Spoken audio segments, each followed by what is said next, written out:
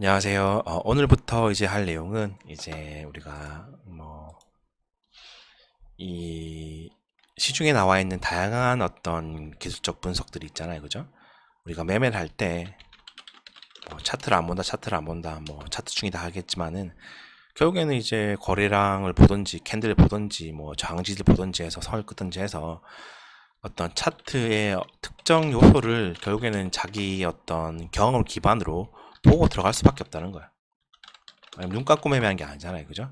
그러니까 어떤 기준이 있을 거 아니에요. 단지 그 기준이 어떤 뭐 현란한 어떤 특정 이론을 가지고 들어간 게 아니기 때문에 이제 자기 어떤 감각이라고 하죠.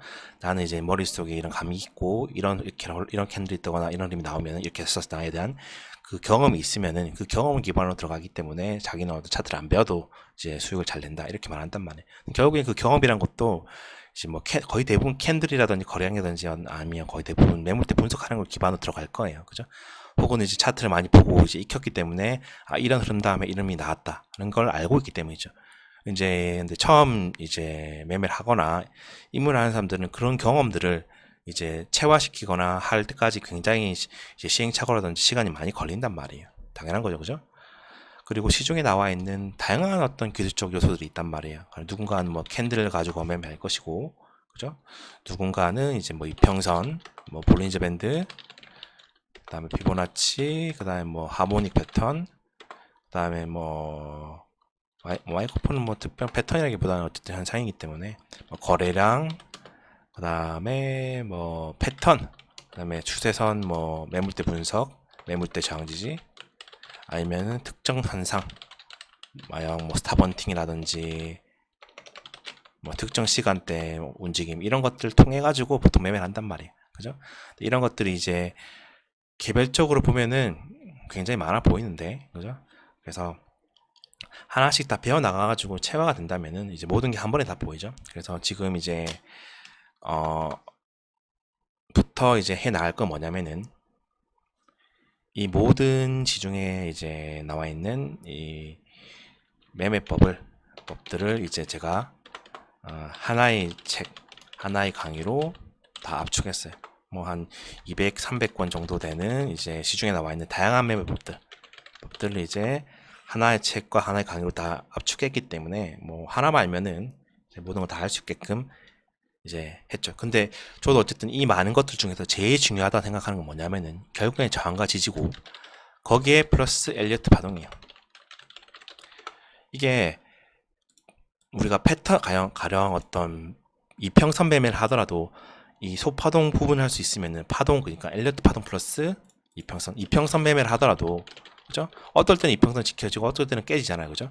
그거를 파동과 연관 지어서 생각을 하게 되면은 어떨 때 깨지고 어떨 때 지지가 되는지 대충 알 수 있어요. 그리고 두 번째는 뭐냐면은 이제 패턴 매매를 하더라도 이제 엘리어트 파동과 이제 연관지어서 그 내부의 어떤 패턴 안에 있는 패턴 모양이 나왔을 때 그 내부를 분석해가지고 이 패턴이 맞는 패턴인지 안 맞는 패턴인지 확인할 수도 있단 말이에요. 그러니까 이제 이 모든 것들을 다 엘리트 파는거 연관 지어가지고 다 분석했단 말이에요. 그죠? 피보나치도 어떨 땐 지켜지고 어떨 땐 안 지켜지고 볼리저 밴드도 어떨 때는 이제 밴드 상단에서 저항 맞고 하단에서 어떻게 이제 받쳐주고 이런 형상이 나오다가 갑자기 상방으로 돌파하면서 밴드 찢어버리고 올라가잖아요. 이렇게 찢어지는 연장 파동 구간도 파동과 연관 지어 생각한다면 의미를 가질 수 있단 말이에요. 캔들도 마찬가지고. 그죠?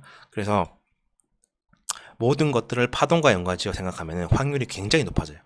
그래서 지금부터 오늘 이제 특강 내용은 뭐냐면은 패턴 매매 중에서 이제 패턴 매매, 순수하게 패턴 매매만 할 때 가지고 되는 한계점, 그리고 페이크성 패턴들을 파동을 첨부해서 생각해 본다면은 이제 이게 페이크인지 진짜인지를 좀 알 수 있다는 거죠. 그 부분에 대해서 오늘 해 나갈 거예요. 그래서 오늘 할 내용은 뭐냐면은 이제 이평선 말고 패턴 매매 중에서 가장 기본적인 내용부터 시작해서 해 나갈 거예요. 그죠? 그래서 첫 이제 공개 강의로 할 내용은 이제 패턴 매매를 엘리어트 파동으로 같이 해석하게 되면은 확률이 높은 이제 패턴 매매가 된다는 거. 자, 패턴 매매에 있어서 가장 기본적인 내용부터 설명해 나갈 거예요. 그리고 매물대 분석도 당연히 중요하겠죠. 그죠? 그래서 제가 제 이제 모든 다양한 매매법을 보면서 결론 낸 거는 결국에는 매물대 분석, 이 저항지지라죠. 이거 하고 엘리어트 파동, 거량도 중요한데 그 다음에 이제 요것들이 전 제일 중요하다고 생각을 해요. 내부의 파동의 흐름과 실질적으로 쌓아뒀던 수평적인 매물대 흐름, 이걸 분석하는 게 제일 중요하고, 요것들은 이제 뒤에 다루도록 하겠습니다. 그래서 패턴 매매의 가장 기본적인 내용, 우리가 뭐 일반적인 교재를 보면은 가령 이런 트라이앵글이라고 하죠. 트라이앵글 말고 이제 렉탱글이라고 하죠. 이 직사각형 모양의 어떤 박스가 이루어져 있으면은 이렇게 박스가 모여서 행보를 한단 말이에요. 이렇게 조금 튀어나가긴 하겠지만, 그래서 이 박스가 이제 뭐 무한히 이렇게 가진 않을 거고, 특정 라인 한번 뚫고 위로 뚫거나 아래 뚫을 거 아니에요. 그죠? 뚫었을 때 사람들은 어디에 팔 것인가?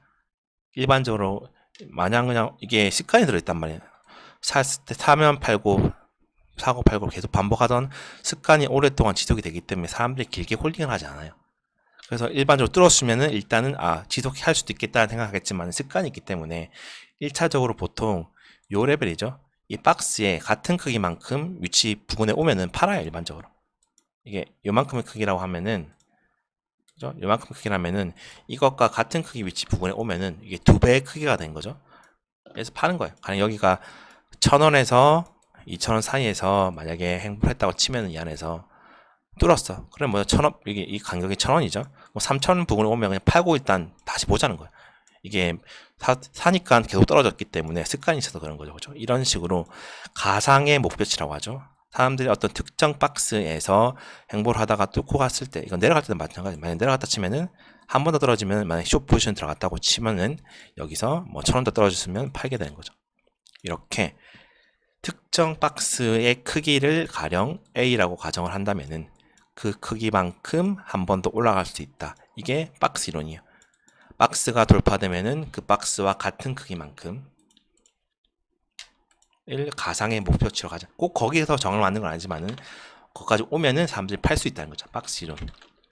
박스 안에서 이제 행보하다가 박스가 상방이든 하방이든 돌파를 하면은 그 박스의 크기 A만큼의 위치만큼 추가 상승 또는 하락한다면 위치에서 가상의 TP, 그죠? Take Profit, 익절이죠. 익절 라인, 가상의 목표치라고 하죠.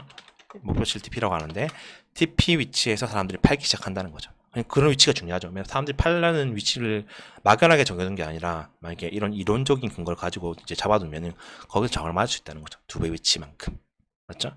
이게 가장 기본적인 내용이에요. 그래서 이걸 기반으로 보통 이제 배우게 되는 내용이 뭐냐면은, 제일 먼저 배우는 게 헤드 앤 숄더예요. 우리가 헤드 앤 숄더라는 것에 대한 부분을 굉장히 많이 들었을 거예요. 헤드 앤 숄더 패턴이기 때문에 중요한 게 아니라, 우리가 이제 헤드 앤 숄더가 보통 이런 식의 현상이 나오죠. 이런 현상이 나온단 말이에요. 맞죠? 왜냐면 고점을 계속해서 높여주고 저점도 계속해서 높여주는 상승 추세에서 처음으로 뭐죠? 고점 자체가 여기서 반등했는데 고점이 낮아졌어요. 이 고점이 낮아진 현상이 굉장히 중요한 의미를 가진단 말이에요. 왜냐면 지금까지 샀더니 계속 올라가는데 추세를 타고 계속 올라가는 게 아니라 옆으로 빠지면서 고점이 낮아졌기 때문에, 이거 잘하면은 한 단위가 끝나고 조종에 접어들 수 있겠다라는 생각을 가질 수 있다는 거죠. 맞잖아요. 고점이 낮아지는 현상이 굉장히 중요한 의미를 가진 거죠. 고점이 낮아지는 현상. 그죠? 이게 중요한 의미를 가져요.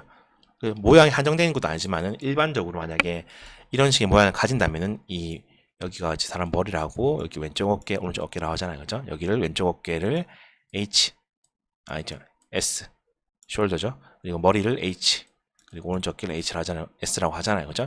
그래서 이런 어떤 하나의 헤드 앤 숄더 모양, 보통 모양으로 따지면 이런 모양이 나가잖아요. 그죠? 이런 식의 모양. 뭐 이렇게 정확하게 이렇게 되진 않는데, 그래서 이렇게 그어졌을 때 이렇게 밑쪽 라인, 지지 라인을 우리가 이제 넥라인이라고 하죠. 넥라인. 목이죠. 목선. 그러니까 사람의 목이라고 하잖아요. 그죠? 여기서 여기 머리가 있고 여기 어깨 있고, 여기 사람 팔이죠. 이렇게 이런 식으로 있으면 여기가 이제 여기 목이라는 목선이 되는 거죠. 맞죠? 목. 그래서 이 목선이 깨지면은 이제 보통 어떻게 말하냐면 목에서부터 머리까지의 크기에 대해서 목에서 여기 저기 요만큼 크기죠. 요만큼 크기만큼 보통 추가적으로 하락한다. 그리고 헤드앤숄더는 추세 변곡. 그러니까 올라가는 방향에서 헤드앤숄더가 뜨면은 내려가는 방향으로 떨어질 것이고 목표치는 목에서 머리에서 목선까지 크기에 같은 크기만큼 떨어질 수 있다. 이렇게 말한단 말이에요. 정리하면은 만약에 이렇게 됐다고 치면은 이런 식의 어떤 그냥 일반화시키면은 단순하게 이런 모양이 나오고 그죠? 이런 식으로 삼봉이라고 하죠. 그죠? 삼봉. 이런 모양이 나오고 이렇게 넥라인이 있다고 치면은 우리가 이제 요만큼 크기 이런 크기만큼 추가적으로 여기서 떨어지면 이렇게 하락해서 여기를 이 부근대를 우리가 만약 숏을 쳤다 혹은 만약에 추가적인 롱을 받고 싶다 한 요 위치가 우리가 TP 목표치라고 보는 거죠. 이만큼 크기만큼. 이거를 이제 우리가 박스 이론으로 설명하면은 결국에는 이게 박스 하단이 되는 거고 박스의 최고점 상단이 여기가 되는 거예요. 박스 이론을 보면은 이런 거대한 큰 박스에서 헤드앤숄더 모양으로 횡보를 한 거예요. 그럼 박스가 하단 이탈하면 이 박스의 크기만큼 떨어진다. 그냥 이 목표치에 대한 내용은 이게 그냥 다예요. 이게 특별한 게 아니라 그냥 박스 크기만큼 떨어지고 싶어하고 박스 크기만큼 올라오고 싶어한다. 이런 내용인 거예요. 이게 뭐 특별한 이제 이론적인 게 아니라 그냥 단순한 내용이에요. 사람의 심리상 내가 뭐 100% 들어갔다 치면은 200% 됐다. 두 배만 팔자. 단순한 내용이잖아요. 절반만큼 더 절반에 팔자. 그죠? 이런 내용이기 때문에 심리적으로 어떻게 두 배 위치에서는 사람들이 많이 팔긴 해요. 두 배만큼 뛰었기 때문에. 그런 내용인 거죠. 이것뿐만 아니라 뭐 이제 막 가령 뭐 우리가 트라이앵글 웹이라고 하죠. 가령 이런 하락삼각형. 이것도 이렇게 치면은 이런 하락삼각형도 뭐죠? 떨어진 패턴이 되죠. 이런 하락삼각형이 있으면은 떨어지면은 하락삼각형 떨어진 패턴이고 그러면 이게 얼마만큼 더 떨어질 수 있느냐? 목표치는 우리가 뭐죠? 이 수평적인 선에서부터 이 최고점까지에 대한 이만큼의 크기, 이 삼각형의 이제 높이라고 하죠. 이 높이 크기만큼 떨어질 것이다에 대한 내용이 될 것이고 이것도 이제 박스로 보면 돼요. 결국엔 이 삼각형도 이 박스 안에서 놀았던 거고 박스가 깨지면 박스의 두 배 크기만큼 떨어진다. 같은 크기만큼 떨어진다. 이런 내용인 거죠. 그냥 단순하게 보면 이 크기만큼 떨어지기 때문에 그러니까 모든 내용이 그냥 두 배만큼 떨어진다. 이거를 기반으로 하고 있어요. 그죠? 그렇다면은 자 봅시다. 가령 헤드앤숄더라는 것이 중요한 게 다 이제 뭐냐면은 결국에는 다양한 모양이 있어요. 가령 헤드앤숄더라는 게 정직하게 이런 식의 어떤 모양을 가진 것도 아니고 그러니까 이 오른쪽 어깨와 왼쪽 어깨를 비교해 본다면은 이 어깨하고 이 어깨가 꼭 똑같을 필요도 없어요. 그죠? 이게 훨씬 더 낮아진 경우도 많고 이것보다 훨씬 더 밑쪽에서 형성된 경우도 많고 그만큼 매듭이 강한 거죠. 혹은 훨씬 더 위에까지 가지만은 그죠? 여기를 안 뚫는 경우도 많고 그죠? 어쨌든 이걸 기준으로 고점을 높이지 못하는 현상도 중요한 거예요. 그게 중요한 거죠. 그죠? 그리고 이 넥라인이라는 것도 이렇게 수평적으로 그어지지 않는 경우도 많이 있어요. 대각선 비슷하게 이렇게 그려진 경우도 많단 말이에요. 넥라인 자체가 가령 이런 식으로 그려진 경우도 있어요. 이런 식으로 그려진. 이게 넥라인인 거죠. 이게 선을 그었을 때. 이런 식의 넥라인도 있단 말이에요. 이런 식으로.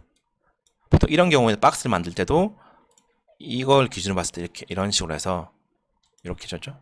이런 채널을 만드는 거예요. 그러니까 채널의 두 배 정도. 이런 박스로 보는 거죠.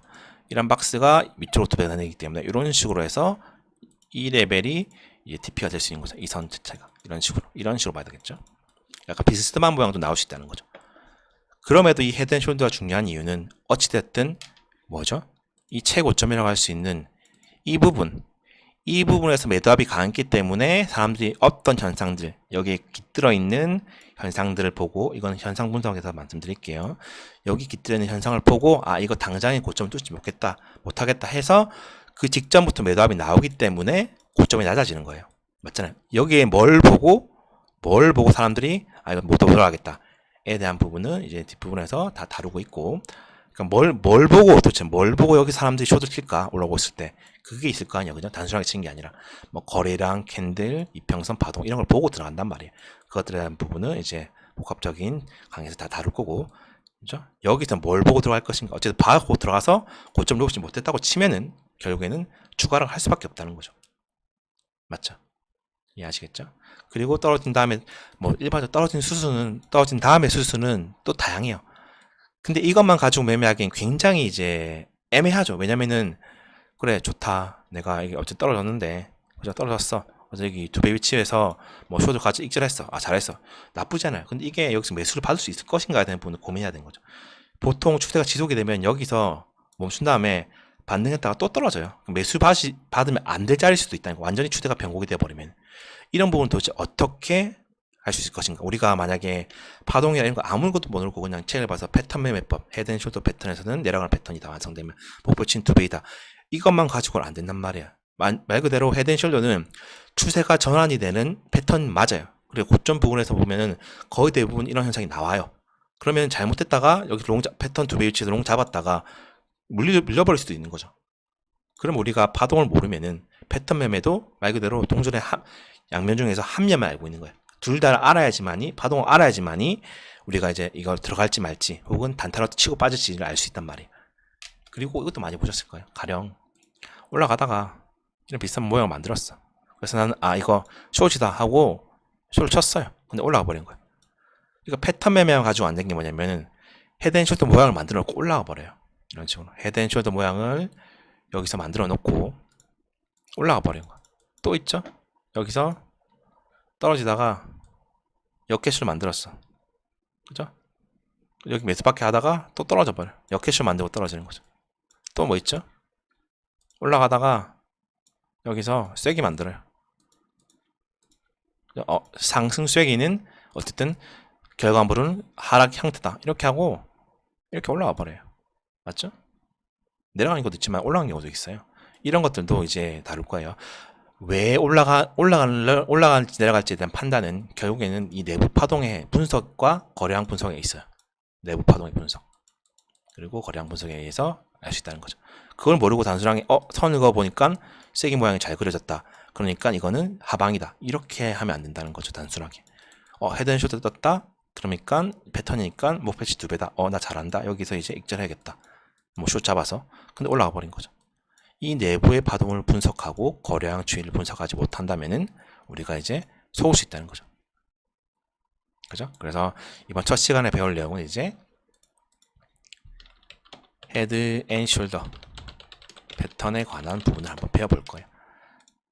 패턴에 대한 이제 일반적인 내용을 정리하면은 헤드 앤 숄더 패턴은 구성은 이제 머리 두 개, 머리랑 이제 왼쪽 어깨, 그 다음에 오른쪽 어깨라고 할 수 있는 총 세 가지 그 다음에 뭐죠? 넥라인이라고 할 수 있는 총 네 가지 용어로 구성이 되어 있어요. 그래서 이건 어쨌든 나오면은 만약에 올라간 추세에서 만약에 헤드앤숄더라고 하는 패턴이 나온다고 치면은 우리가 올라간 추세에서 하락 추세로 바뀌는 말 커브라고 하죠. 올라가다가 잘 달려가다가 꺾일 때 보통 이런 부분 보면 이렇게서 헤드앤숄더 패턴이 나온단 말이에요. 그래서 이 패턴이 형성되어 있으면은 형성되어 있고 맞으면은 추세가 바뀌는 위치가 되는 거예요. 이거 패턴이에요. 그리고 일반적으로 이 패턴 기준으로 봤을 때 박스 이론에 의해서 목표치는 추가 하락의 목표치는 이 박스의 크기만큼의 위치로 가정하는 거예요. 일반적으로 더 내려갈 수도 있겠지만. 그래서 정리하면은 패턴을 치면은 이제 모양을 치면은 이런 식으로 헤드앤숄더는 네 가지 구성이 되어 있고 이렇게 되어 있죠. 이런 식으로 되어 있는 거예요. 이렇게 되어 있어요.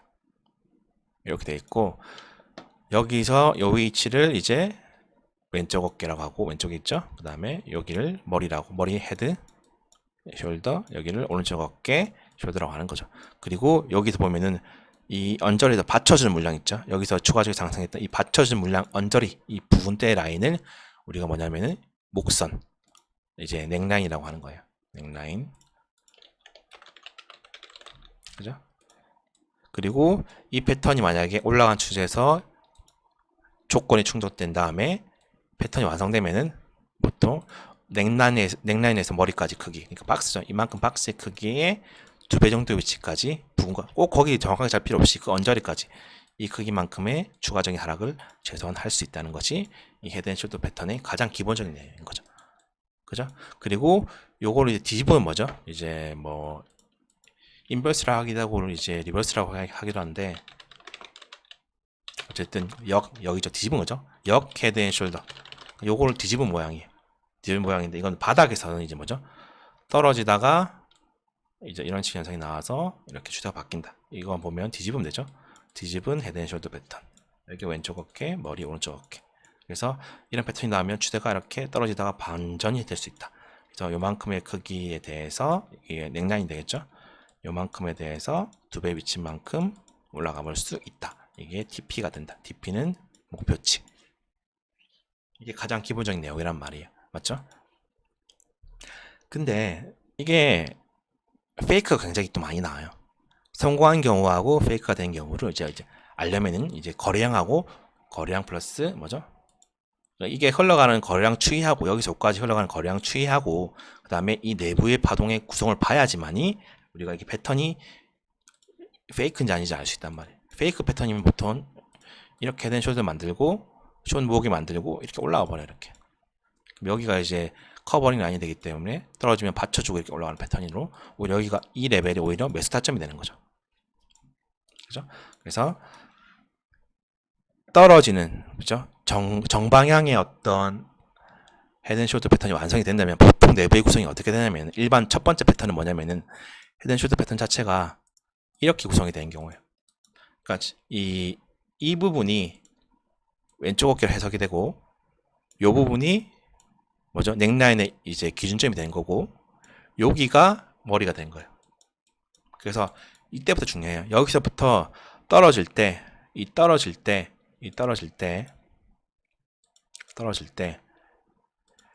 임펄스로 떨어지느냐, 이 내부의 구성이 임펄스를 가지고 떨어지느냐, 아니면 ABC를 가지고 떨어지느냐에 따라서 페이크가 나올지 안 나올지를 대충 알 수 있는데 임펄스로 떨어지면 무조건 완성이 돼요. 무조건 임펄스 나오고 이 넥라인 부분에서 한번 ABC를 반등을 해야 돼요.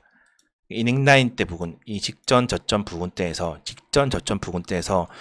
중요한 게 이 캔들이에요. 결국에는 올라올 때 임펄스가 아니라 3으로 올라가냐, 이게 굉장히 중요해요. 이게 키포인트예요. 헤드앤숄더 패턴에서는 그러니까 넥라인 첫 번째 저점 찍잖아요. 넥라인을. 그리고 한번 올라왔다가 머리를 찍고 한번 떨어지잖아요.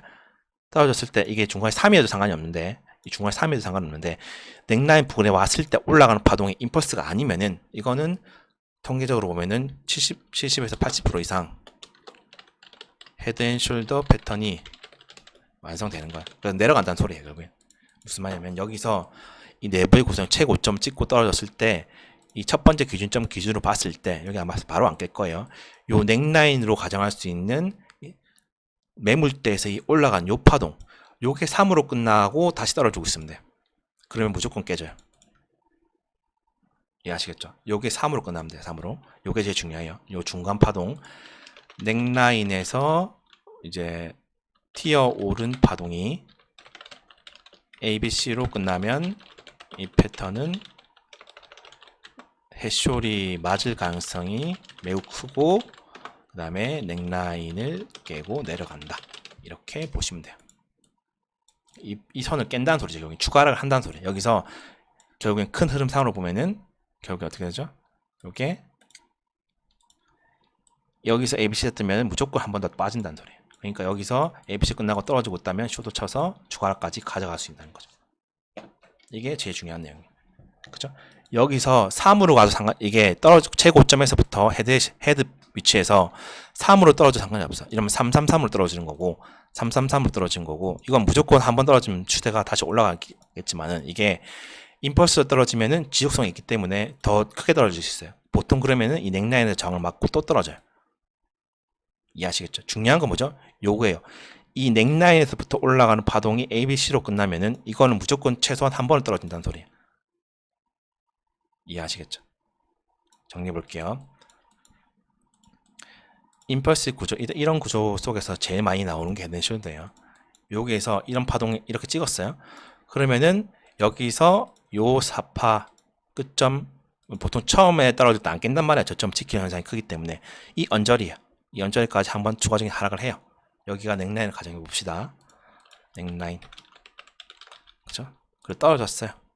이렇게 떨어졌는데 여기는 바로 처음에 안 깰 거예요. 이 언저리에서 저점을 지키면서 떨어지고 중요한 게 뭐냐면 이 언저리에서 올라갈 때 파동, 이게 제일 중요해요. 여기서 ABC 올라가면은 뭐 확장 플레이트로 올라갈 수도 있고 이런 식으로, 아니면 지그재그로 올라갈 수도 있고 어쨌든 올라갔어요.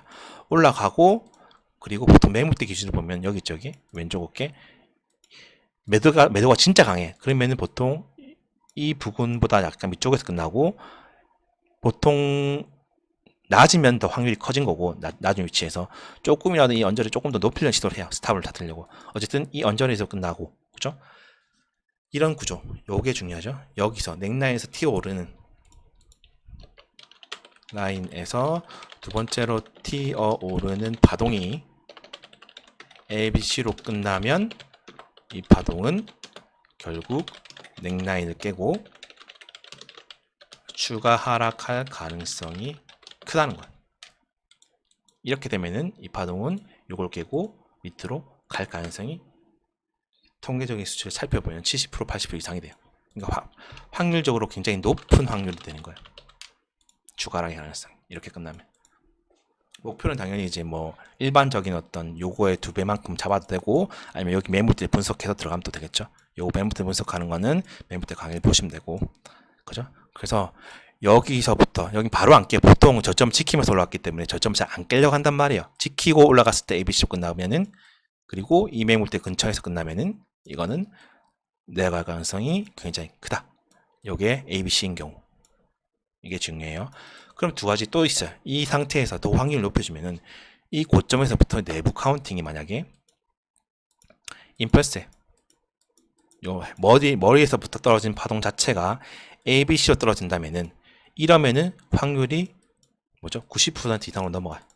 거의 90에서 95% 이상 무조건 추가로 가는 거죠. 왜냐면 임펄스이기 때문에 최소한 지그재그로 갈 수 있는 거기 때문에 맞죠? 이렇기 때문에 여기서 임펄스가 떠주고 여기서 3이 떠주면 무조건 추가를 하는 거는 당연한 거죠. 임펄스의 기본 룰이기 때문에 여기서 ABC가 떠들어도 상관이 없어요. 여기서 ABC가 떠도 WXY 333으로 갈 수 있기 때문에 WXY로 중요한 거죠. 이 중간 위치에서 넥라인에서 튀어오는 파동이 3이라는 게 제일 중요해요. 넥라인에서 3으로 가는 거. 반등하는 거. 임펄스가 아니라 3으로 갔다는 게 제일 중요한 거. 이렇게 되면은 535로 떨어지든지 333으로 떨어지든지 무조건 떨어진다는 거죠. 목표치는 그냥 일반적으로 2배 잡아야 되고 매물대 분석을 잡아야 되고 매수세 보통 333으로 가는 경우로 보면은 보통 1.18까지 안 가고 아마 1.38 이내에서 보통 끝나기 때문에 1.13부터 목표치를 잡으면 된다는 거죠. 여기서부터 여기까지. 아시겠죠? 이게 중요한 거예요. 그리고 333의 경우에는 어쨌든 WX 하기 때문에 결국에는 또 다시 올라가 버리기 때문에 무조건 익절해야 되고 추세 변곡이 아니라 일반적인 조정, 큰 조정을 줬다라고 볼 수 있는 거고 여기서 임펄스를 가지고 떨어지면 지적성이 있을 수 있다는 거죠. 그러니까 여기서 헤드앤숄더 패턴이 나왔어요. 근데 여기서 ABC로 떨어지는 거예요. ABC로 가령 여기서 ABC 그리고 여기서 ABC 만들었어요.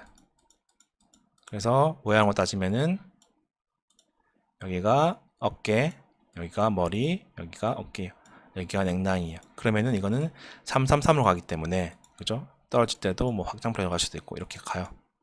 그러면 크게 봤을 때 이건 조정 파동이 돼. 333은 무조건 조정 파동이죠. 조정 파동이 되기 때문에 이 패턴은 조정 이후에 올라가는 패턴이기 때문에 우리는 헤드앤숄더 패턴을 완전히 길게 홀딩할 것이 아니라 단기적으로 그냥 숄더에 들어갔으면은 익절하고 스위칭을 해야 된다는 거죠. 근데 이런 상황이 아니라 이 부분이죠. 이 부분에서 만약에 임펄스가 떴어요. 하락 임펄스가. 그러면은 이거는 지속성의 가능성이 있다는 거야. 이런 상태에서 여기서 임펄스 떴어요. 공통적으로 여기 이게 중요하죠. 어쨌든 여기서 넥라인에서 ABC로 올라왔다는 게 중요한 거예요.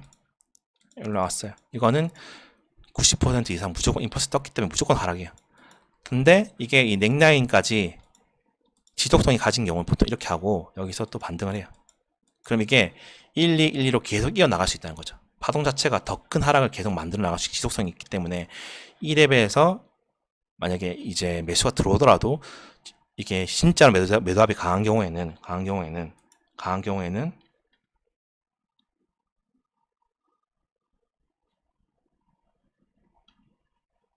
잠시만요. 강한 경우에는 이 넥라인 부분까지도 못 와요.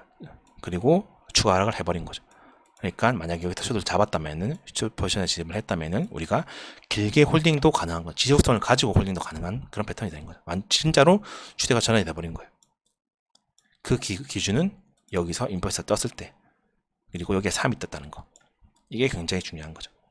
이런 경우에는 패턴이 완성이 된다. 그래서 이런 경우 우리가 이제 거래량 수준을 보더라도 이 고점 3, 이 왼쪽 어깨에서부터 이제 오른쪽 어깨까지 이 거래량 추이를 보면은 매도 양봉이 줄어들어요.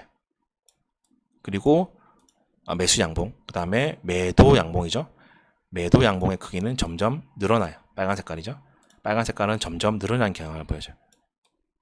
그러니까 이쪽 위치에서 보면은 거의 대부분 이 ABC 파동에서 보면은 매도량이 훨씬 더 커요.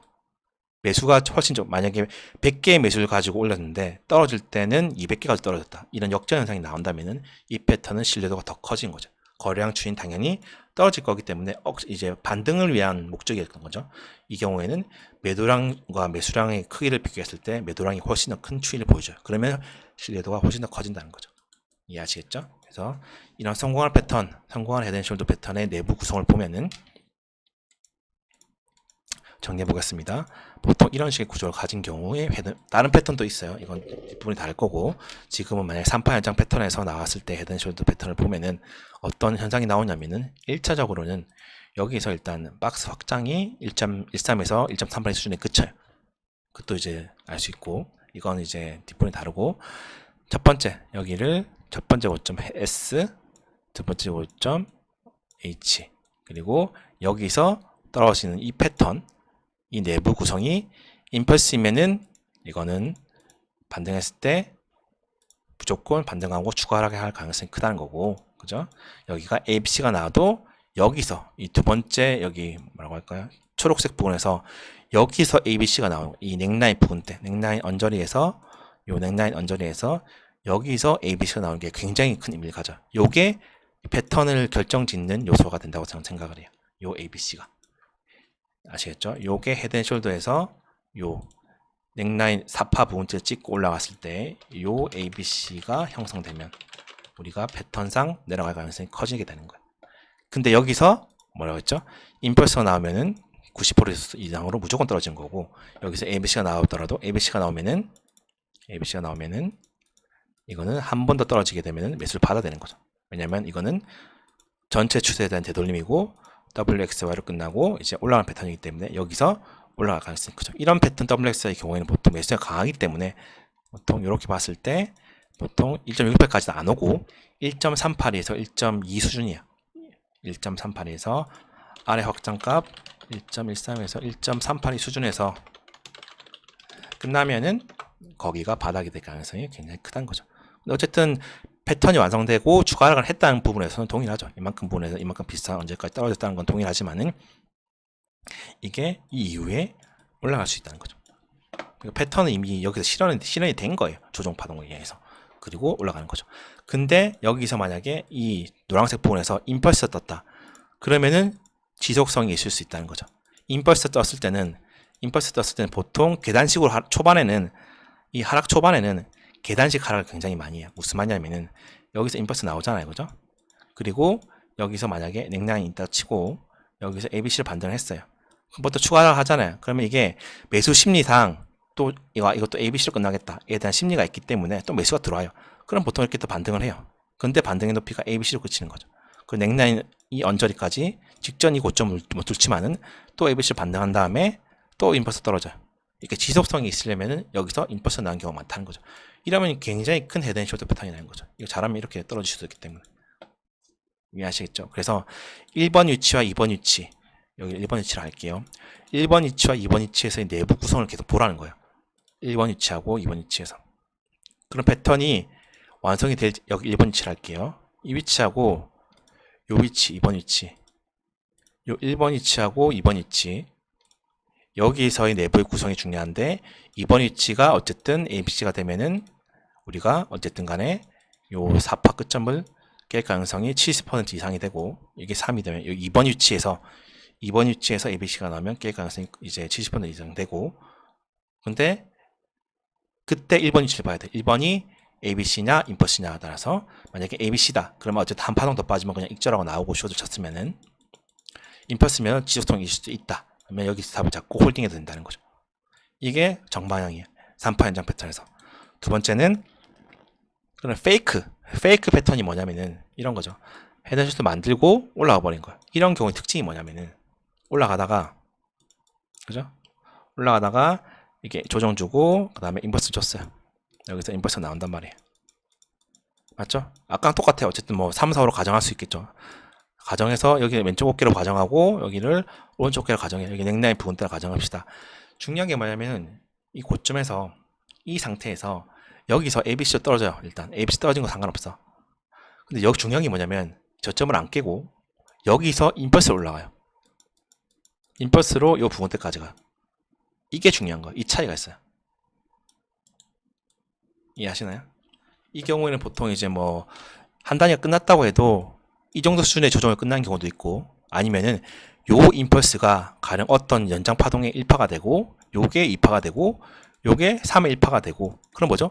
3의 2파로 조정 주고 이게 헤드앤숄더 패턴이란 뭐죠? 여기가 왼쪽 어깨이기 때문에 여기서 내려간 패턴이죠. 근데 여기에 1, 2, 1, 2에서 빵 하고 올라가는 3파 연장으로 올라가는 패턴이 되겠죠.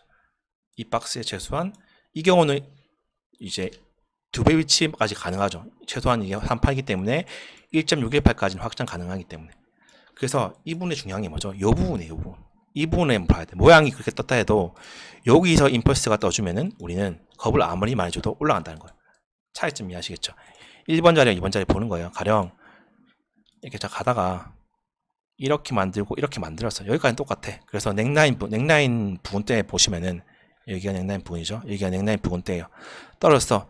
넥라인 일단 처음에 안 깨요. 매수 심리가 살아있기 때문에 저점을 안 깨는 경향이 굉장히 커요. 맞죠?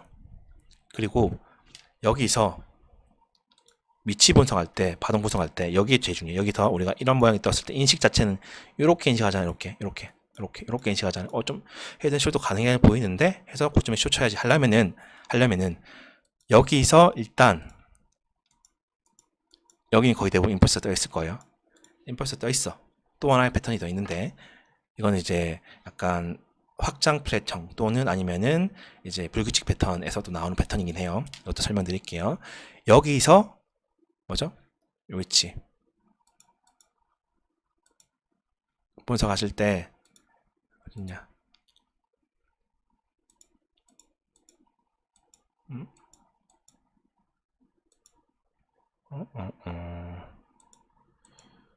여기서 보시면은 요 위치, 요 1번 위치라죠. 1번 위치하고 요 2번 위치의 파동을 분석해야 되는 거예요.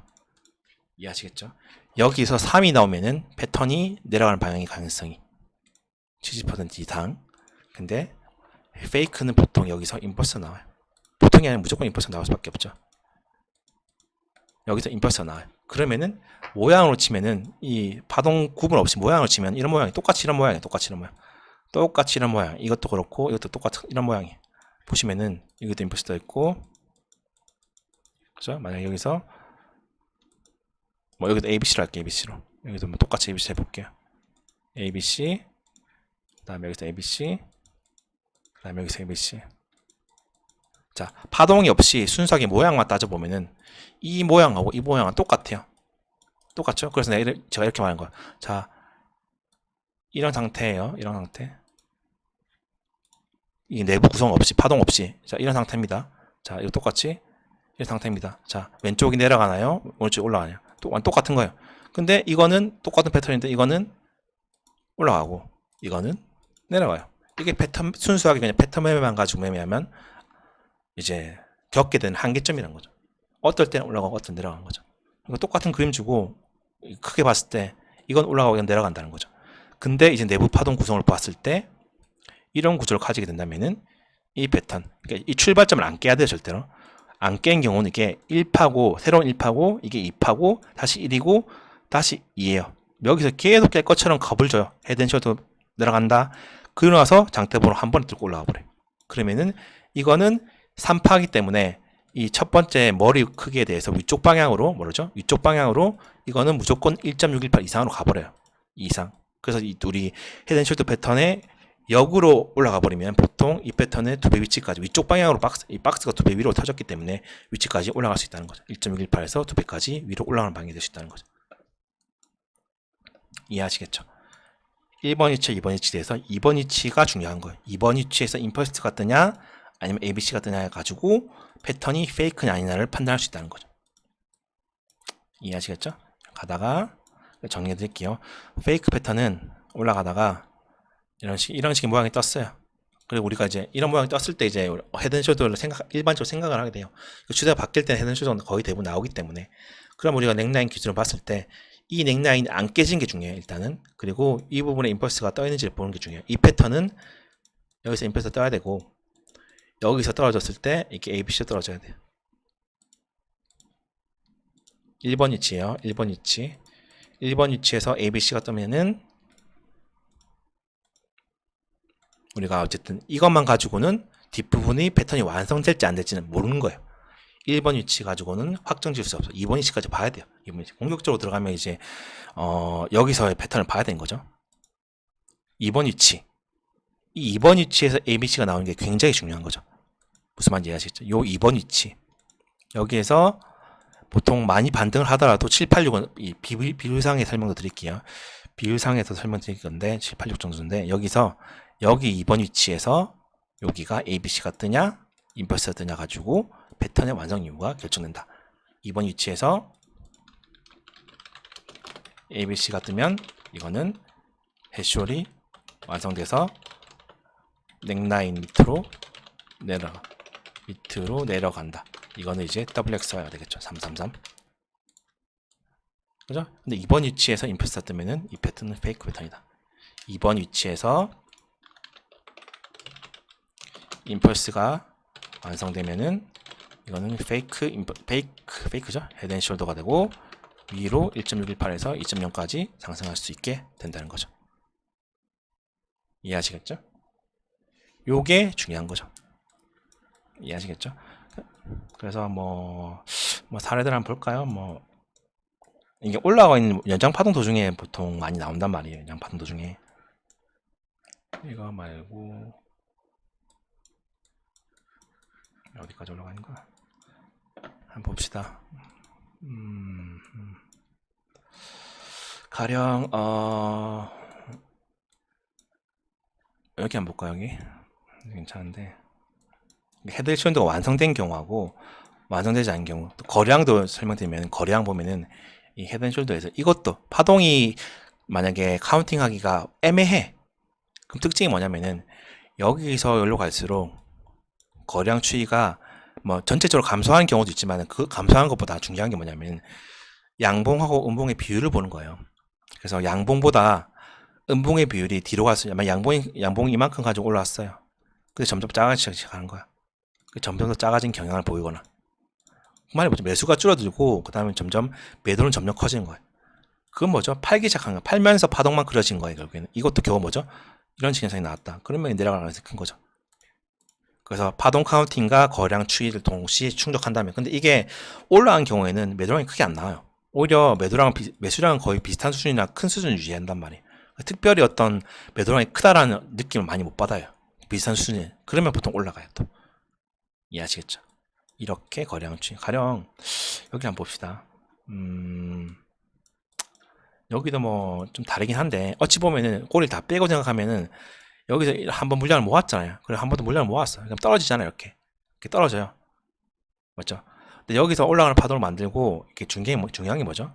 넥라인 부분에 대해서 여기서 임펄스를 만들어야 돼요. 이 넥라인 부분에서 올라가는 파동을 만들어야 돼요. 이게 이런 식의 어떤 시도를 할 수 있잖아요. 여기서 쇼신타는 뭐예요? 이런 어떤 느낌을 가지고 이런 이미지 느낌 이런 느낌을 여기 고점 찍었다 많이 못 높아지고 이런 느낌으로 쇼도 친 거예요. 이쪽 떨어지면 이쪽 한참 떨어질 수 있겠다. 근데 여기서 중요한 게 뭐라겠죠? 이 넥라인 부분대 이 넥라인 안 깨져 부터 안 깬 부분대에서 파동 끝점 여기죠? 올라가는 파동이 이게 임펄스라는 거예요. 이게 중요한 거예요. 이게 임펄스였기 때문에 이거는 뭐죠? 못해도 이 박스 기준으로 봤을 때 2배 위치 여기까지 올라올 수 있다. 1.618에서 1.618에서 2배 위치 여기까지 올라올 수 있다는 거죠. 이런 식으로. 그리고 보면 한 번에 팍 깨버리죠. 이렇게. 이게 시도한 거예요. 근데 이건 그러니까 정확한 모양이 아닌 경우도 있겠지만은 정확한 모양이라면은 뭐 어디 있나 봅시다. 괜찮은 데가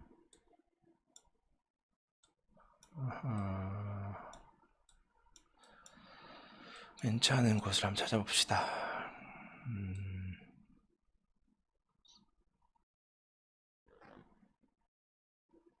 여기도 있네요. 이게 헤드앤숄더뿐만 아니라 이 오른쪽에 낮아진 현상, 여기서 임펄스 떠주고, 그죠? 가령 이런 라인 가장 랭라인을 칩시다. 가령 없어도 상관없지만은 중요한 게 뭐냐면은 오른쪽에서 5와 3으로 올라가는 이 패턴, 이거는 어쨌든 임펄스이기 때문에 뭐 지금과 관계, 이거 봅시다. 이거 괜찮네요. 보면은 보세요. 이런 상태에서 이렇게 나오죠. 이런 방이 나왔죠. 여러분들 뭐죠? 이게 넥라인, 이 언저리가 넥라인이 될 거 아니에요. 이 언저리가 맞죠? 넥라인 시가에서 고리 부분대 맞죠? 그리고 한번 튀어 올랐을 때, 그죠? 튀어 올랐을 때 뭐죠? 넥라인에서 올라가는 파동이, 넥라인에서 올라가는 파동이 이게 3여도 상관없어요. 3여도 여기서 ABC란 거죠. 넥라인 다시 도달한다, 넥라인 다시 도달한 다음에 여기서 3으로 올라가면은 정확히 그 정확 맞고 추가락이 확정된 거죠. 그 일반적으로 뭐 두 배 위치니까 뭐 두 배 위치에서 익절하면 되겠죠. 약하게 보면 더 갈 수도 있겠지만 보시면은 뭐 두 배 위치에서 익절하면은 뭐 여기서 익절하면 되겠죠. 이렇게. 근데 이게 매물 때 보면 매물 때 여기까지 비었기 때문에 못해도 이 정도까지 오겠죠. 이건 매물 때 분석하면 되고. 그러니까 TP를 잡을 때도 단순한 패턴 매매만 알게 되면은 그냥 단순하게 두 배다, 뭐 1.618이다, 피보나치다 이것만 알게 되지만은 이제 매물 때 분석하면은 이제 비율도 중요하지만은 중요한 매물 때까지 도달할 걸 안단 말이에요. 그걸 분석하는 게 중요하겠죠. 어쨌든 요게 중요한 거죠.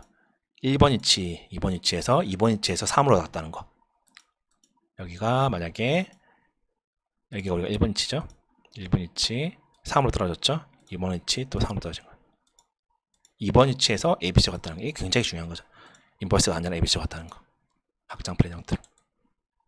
그죠? 그리고 거래량을 보면은 거래량도 힌트를 또 준 거죠. 보시면은 거래량도 보시면은 왜 안 뜨냐 거래량. 보시면 아시겠지만은 이쪽 첫 번째 왼쪽 어깨 만들었을 때 매도량이 굉장히 크고 매도량이 이만큼 부분을 보는 거예요. 거래량도 그렇게 크지 않죠. 어쨌든 나오긴 나지만 그 다음 두 번째 매도량이 굉장히 크고 매수량이 크지만은 전체적으로 매도량이 점점 많아지는 경향. 그리고 마지막 올라갔을 때 보면은 매수량이 훨씬 적고 이 캔들 여기서 이미 훨씬 큰 매도량이 여기 나와버린 거, 디프전이 나오기 전에. 그러면 이게 이 패턴의 완성 가능성이 커지기 때문에 여기서 쇼도 치면 되는 거죠. 그럼 내려간다 보면 되겠죠. 이렇게 생각하시면 되는 거죠. 이해하시겠죠? 여기도 마찬가지예요. 또 보면은 이거 넥라인을 한번 깼죠. 깼다는 것도 이미 하방 신호인데 여기서 보면 이렇게 나오고 매수량 감소, 매도량 증가, 그죠? 그리고 여기서 ABC로 갔다는 거. 요걸 통해서 패턴이 떨어질 패턴의 가능성이 커진다는 걸 우리가 알 수 있다는 거죠. 아시겠죠? 그리고 그 다음 강의는 이제